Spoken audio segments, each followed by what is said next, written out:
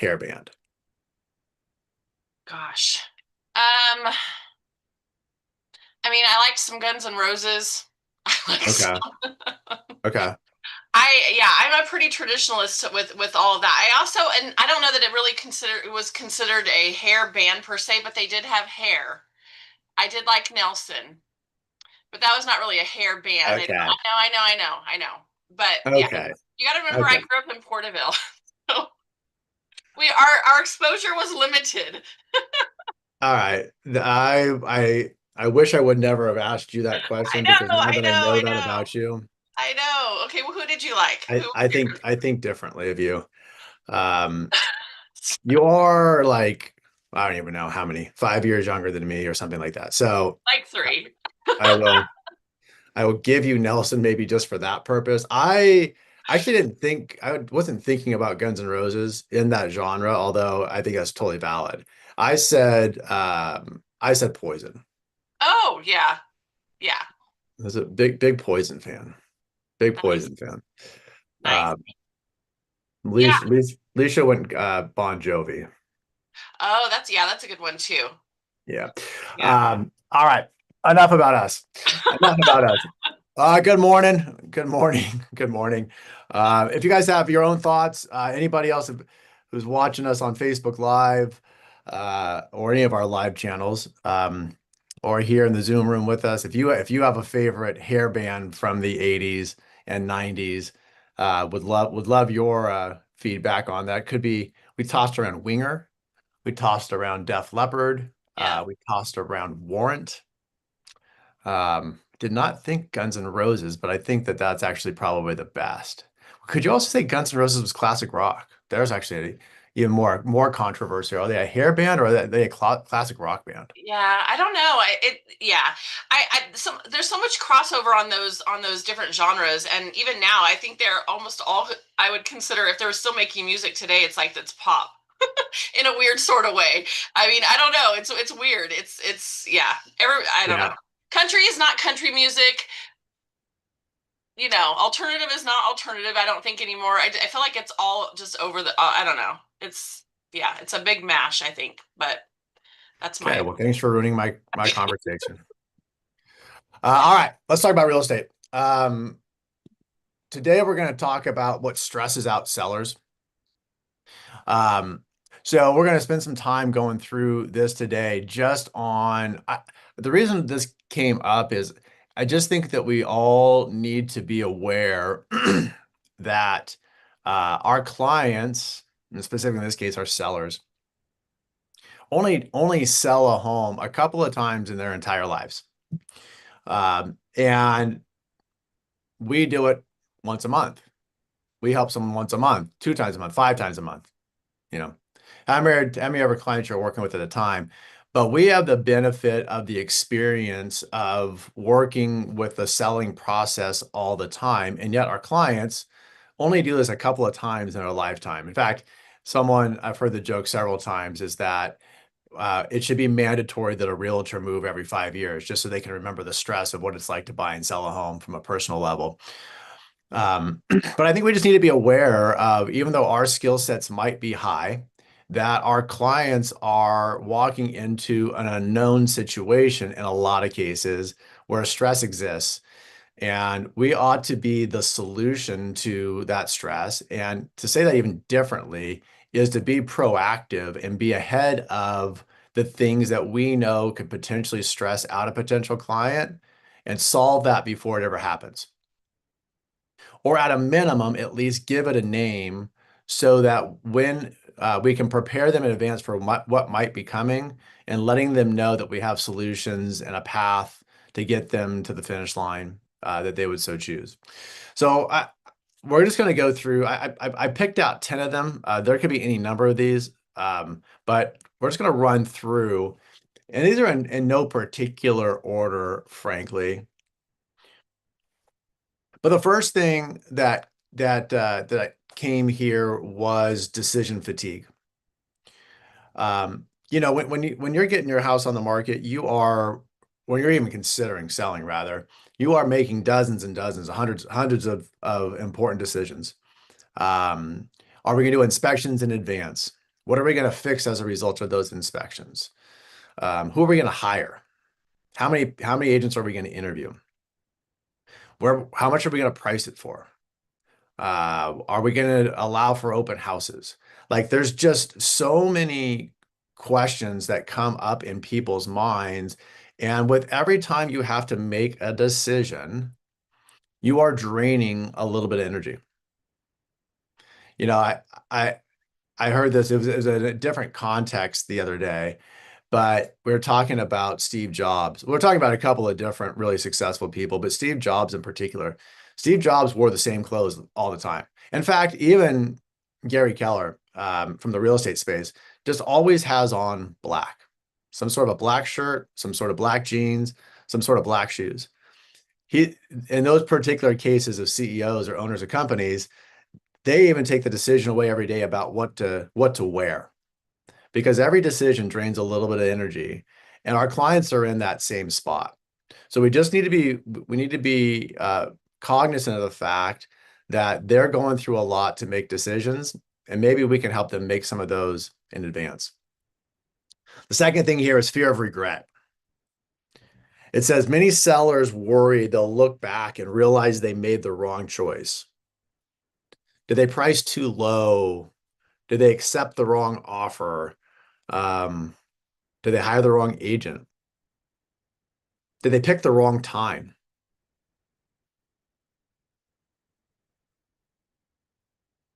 That's real.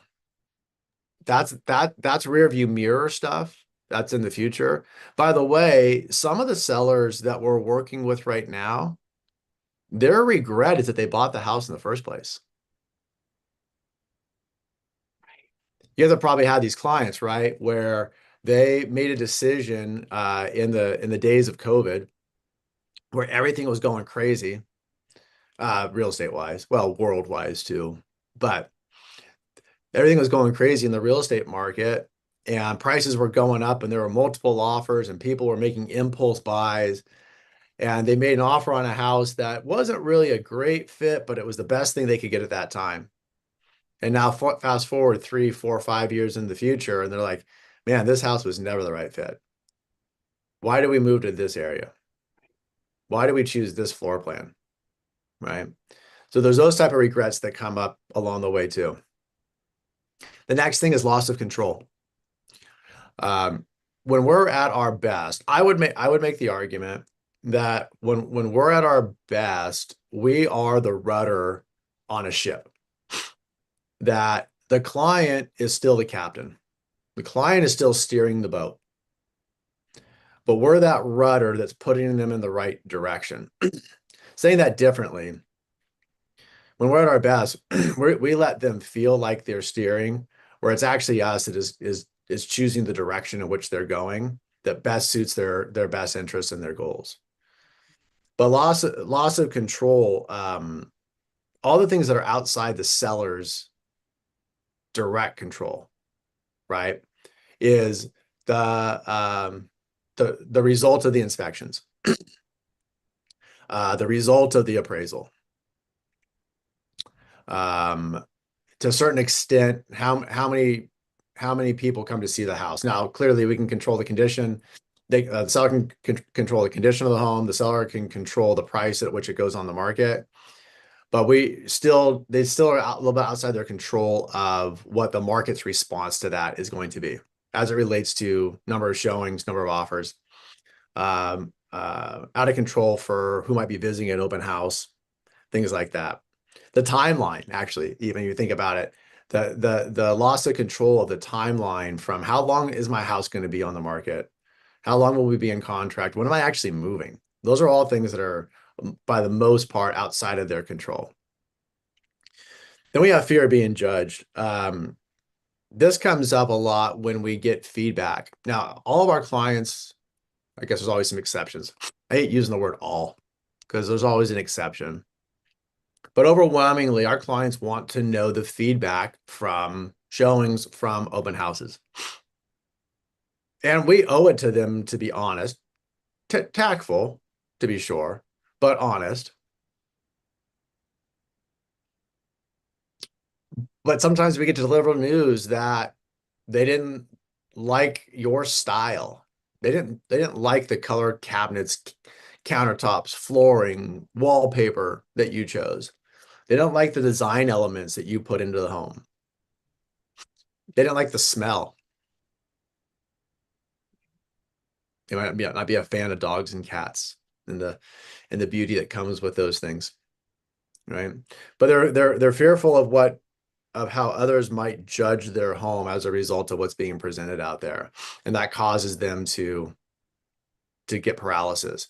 By the way, I should have said this from the very beginning, is I always like to think about the term friction here, is that sellers get paralyzed and they stop making decisions when they feel friction.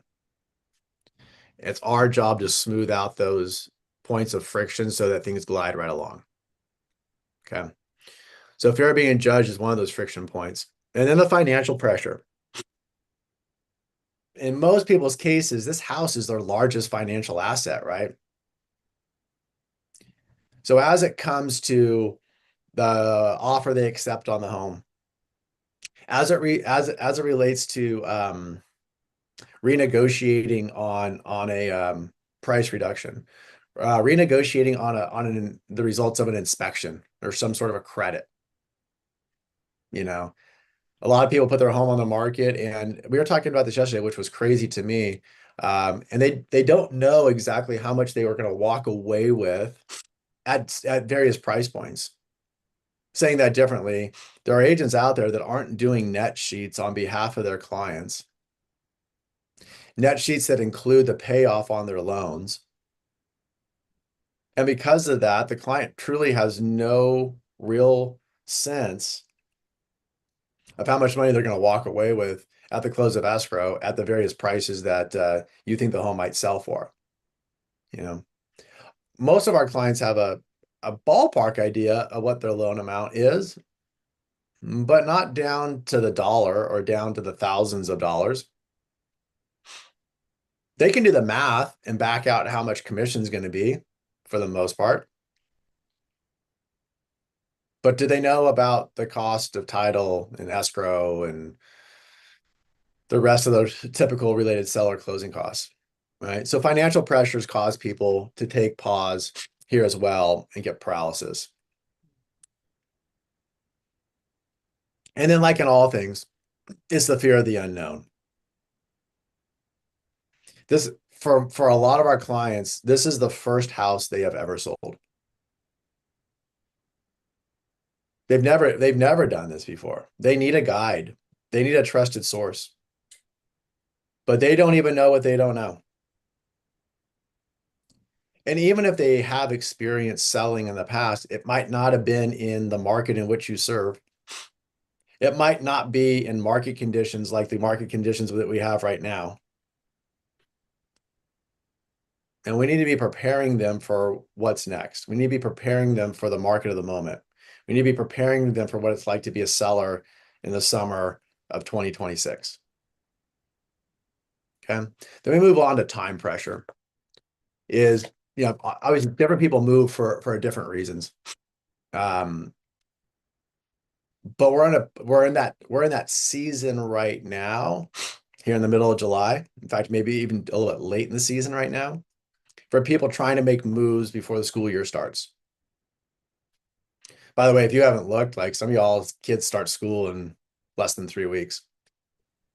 That might be a welcome sight for some of you, but also that might be a little bit of a panic that it's time to get a new trapper keeper, some new pins and erasers, 3-ring binder, maybe a TI-81.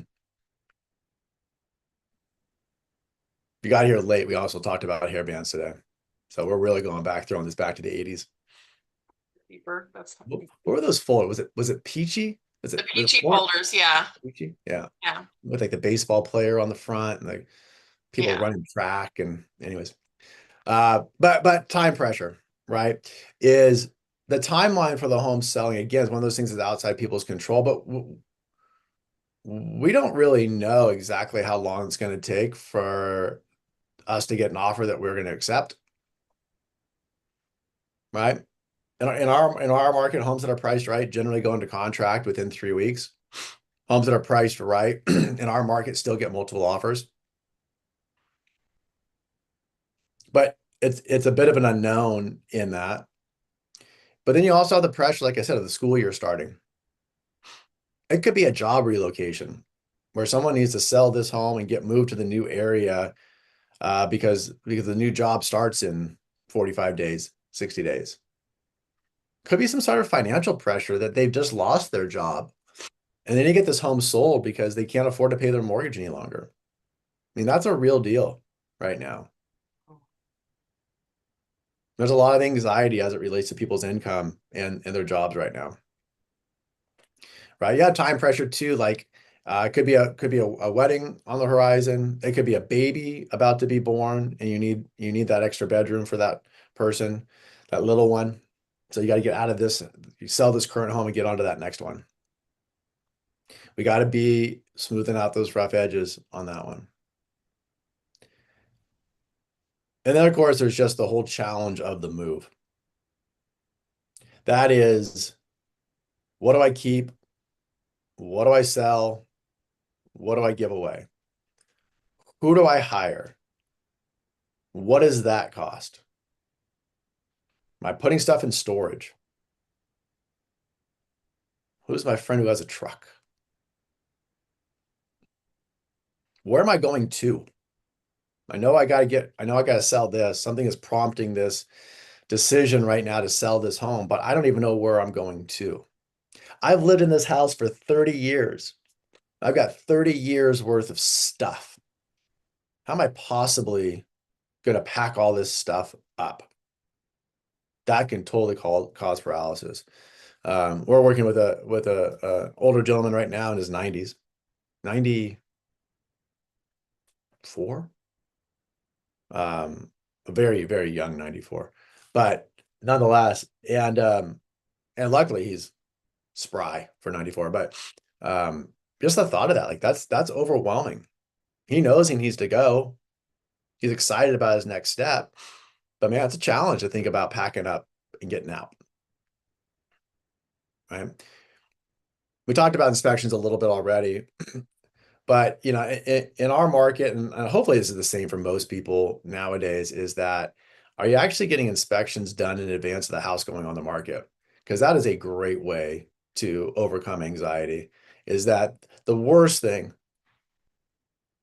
is you put the house on the market, then the buyer does inspections, and then a catastrophic issue was found, an expensive issue was found, and now we're having to react to that. Does that mean we have to try to fix this big thing? If we have to fix this big thing, how are we going to pay for it? Who are we going to hire? How much time is that going to take?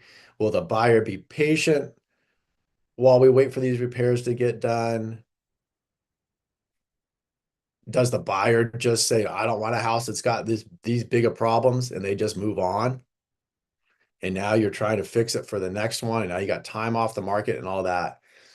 So on the inspection side of things, man, let's just make sure we're getting those inspections done up front. Let's make sure we have a clear picture, that our clients have a clear picture of the conditions of their home before it ever goes on the market. So if there are some things that can be fixed in advance, we have the time to do it, and we're not being reactive once the buyer has their own inspections done. Even if we don't have the time or the dollars to fix the particular item, at least we have the ability to disclose it up front so there's no surprises for a buyer. I say this to clients as consistently as I can nowadays, is it's my goal to sell your house one time. And what I mean by that is that we don't want to have any surprises once we go into contract. We want to do our best to bulletproof the transaction by asking great questions up front, vetting the buyer out, making sure the loan's in place, judging the commitment level of the buyer, and getting inspections done and being proactive in addressing any issues in the house that any buyer might have concern with that might cause them to cancel once they got the results of an inspection. I only want to sell your house once. And that just brings us to the last one. And it's the 10th one on the list. And if I were to rank these, this would be number one in importance. And this is where, and I met with our team yesterday and I had this conversation with them as I was just kind of basically spilling my guts about, as I look in the mirror, I need to be better about communication to our clients. Again, a lot of unknowns happen along the way. A lot of stresses happen along the way. It's my responsibility to be checking in and being proactive in communication with our clients so that their heartbeat goes a little bit slower, so that they remain confident in their decisions, so that we can alleviate the fears of the move, so that we can provide them the solution on their decision fatigue, right? And once upon a time, I said something like, every week you're going to hear from me. Sometimes I'm going to call and give you good news. Sometimes I'm going to call and give you bad news. And sometimes I'm going to call and just give you no news. But you will at least know where we are. And you'll at least know that I'm working for you on your behalf every day. See, I know internally that I am kicking ass and doing everything I possibly can to help our clients be successful in getting their home sold. I've got the years of experience, a track record of success, the brilliant director of operations, fantastic marketing, supported by a great team, amazing affiliates. All of those pieces are in place. That has led to our success for our clients over time. But sometimes I just neglect to convey that to the client. I know that I'm doing it. I know that I'm working every day to get their home sold. But if they don't hear from me, then that's not fair. They don't know what I'm doing. They don't know what we're doing unless it's being communicated back to them. And so silence is that killer that none of our clients deserve. And that even as a 28-year veteran, I don't know. I need to stop counting. Even after doing this for so long, man, this was the wake-up call to me just over the last couple of weeks. That I just have to be a better communicator with our clients because they don't deserve silence. Okay. So I wanted to share one last thing, or actually not one last thing. The next thing is, as we just ran through those 10 things, what do we do with it? And I put together this promise, for lack of a better way of putting it. I don't know if promise is really the best way of saying it, but it's how I phrased it. And in thinking about those 10 stressors that most sellers experience, try to think about a statement, trying to think about even a handout, a piece of marketing that I could bring to a listing presentation that would address some of those things in advance. And this is what I came to. It's on the screen behind me, so I'll just read it straight from there. It says, our promise to you. Except I can't read it because my face is covering the words. That's funny. No, it doesn't. All right, our promise to you. We reduce uncertainty with a clear roadmap before the home ever hits the market. Our promise to you is we reduce decision fatigue by narrowing options and explaining the trade-offs rather than simply presenting choices. Our promise to you is we reduce disruption by coordinating vendors, staging, photography, and showings.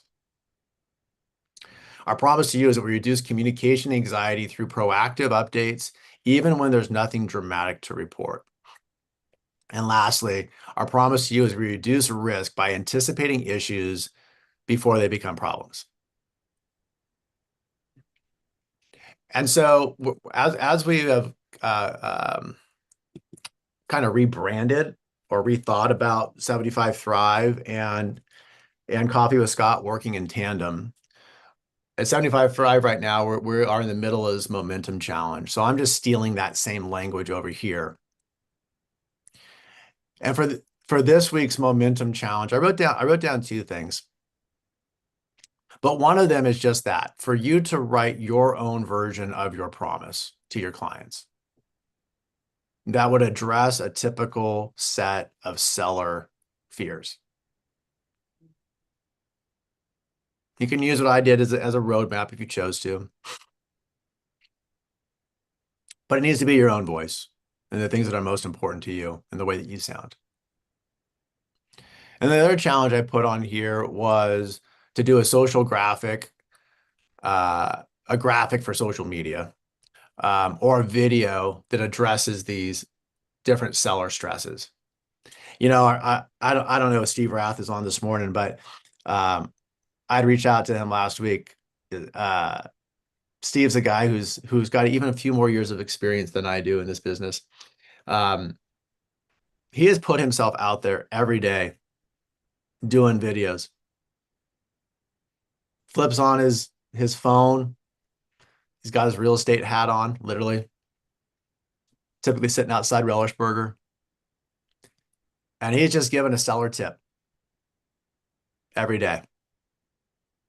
And it's super simple, but Steve's got a lot of knowledge in his head, and he's just putting out that video content every day. So if you're looking for some content, there's 10 videos for you to do over the next 10 days.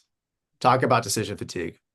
Talk about fear of regret, loss of control, being judged, financial pressure, the fear of the unknown, time pressure, the challenge of moving, anxiety around the inspections, and lack of communication. Tell your audience how you're different, what your promise is. There's 2 weeks worth of content for you right there to go out there and do. So if you're looking for something to actually get into action with this week, that's something that I would highly encourage that you consider doing. Okay. I have one last thing, man. I had this so dialed, Laura, and now I can't do it. I was Zoomed. I was like the Zoom expert this morning. I didn't want to invite you guys to something else this Friday. I don't often promote other people's products, but this one caught my attention, and I wanted to share it with you. A friend of mine named Marcus Green. Some of you guys might know Marcus. Is an industry leader, really brilliant guy in the real estate space. Owns various real estate offices, has a real estate sales team, and other business inside the real estate space. But he's been putting together some really cool AI tools, and he is offering this on Friday. And basically, it's an AI tool for you to write a business plan for the second half of the year in about a 90-minute Zoom presentation on Friday. I got a preview of this last week. It's super cool. If you need clarity on the type of activities that you need to take in order to hit your goals, if you need some motivation around how simple it could be to actually execute and sell the number of houses you choose to the second half of the year, this would be a worthwhile investment of your time on Friday. So it's 11 o'clock Central, it says on there. So in case you struggle with time zones, that's 9 o'clock here on the West Coast. That's 12 o'clock if you're tuning in from the East Coast. And then you guys can figure out Mountain is the other one in the middle of that. But I'm not sure why I said that, because I'm pretty sure you guys all know how Central Time works as it relates to the time zone that you're watching us from. But scan that QR code if you want. 90 minutes. I highly recommend you guys tune in and check that out. Just make sure you register in advance. Last I looked, there was I bet there's over 200 people that'll be there on Zoom that day. And it is a workshop. You'll walk out of there with a plan in that time frame. It's so get registered in advance. I think there might be a little bit of pre-work you need to do so you come prepared for the actual Zoom on Friday. But I thought that was a cool deal. So I wanted to share it out there for all you guys.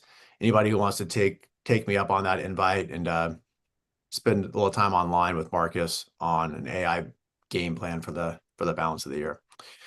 That's what I got. Hope you guys got value out of that. It was an eye opener for me. As always, like I say, get out there. If something I said today resonated with you, it would be a miss if you didn't go take action on it. So I gave you those 2 momentum challenges. Go write your promise on how you're going to smooth out seller fears. Figure out a social media post for the next 10 days all around easing seller fears. But you guys got this. I believe in you. If you need us, you know where to find us. Until next Wednesday. Wednesdays? We do this on Wednesdays, right? This every Wednesday. Yeah. Yeah. We don't record these live. So these are all recorded. So it's always hard to This is the tell when they're, talking head. No, yeah. but I was going to tell them really quick. If they are not signed up with 75 Thrive, we've got Carl Medford coming tomorrow to Oh, shit. yeah, to speak about the pricing conversation, and we just got fined. No, about the pricing conversation every listing agent needs to know about. He'll be here tomorrow on 75 Thrive. If you already are on 75 Thrive, you're all good to go. If you're not, you can check us out at 75thrive.com to register for classes. Yep. Good. Well said, Laura Brown. Well, thank you. Well All said, right, Laura. go All do right. something. Goodbye. Go do something. 1, 2, 3, do something. Bye.